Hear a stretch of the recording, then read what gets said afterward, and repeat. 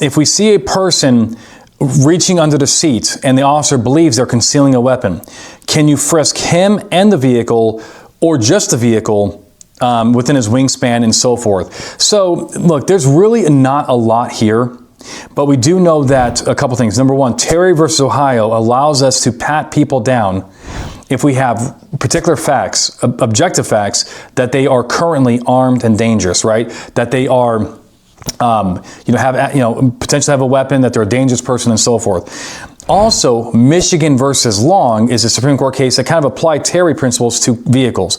That we also believe that the person could access a weapon in that vehicle and they're a dangerous person, that we can conduct a frisk or a protective sweep is what I like to call it, a protective sweep of the motor vehicle of those areas where they can access except trunks and so forth, right? So here,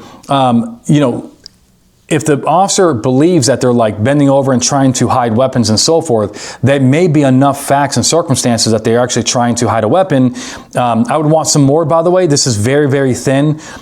Leaning over is probably not enough for me in this day and age. I want other facts like their criminal history, the way they're acting, abnormal nervousness, pre-flight indicators, delayed stop, et cetera, right? What's the reason for the stop?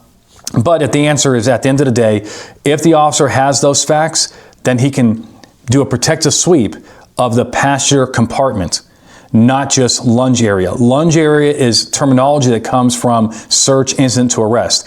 We know when it comes to vehicles, it's where they can access a weapon, and sometimes that's further than the lunge area. It could be in the back of the Tahoe with the right facts, okay?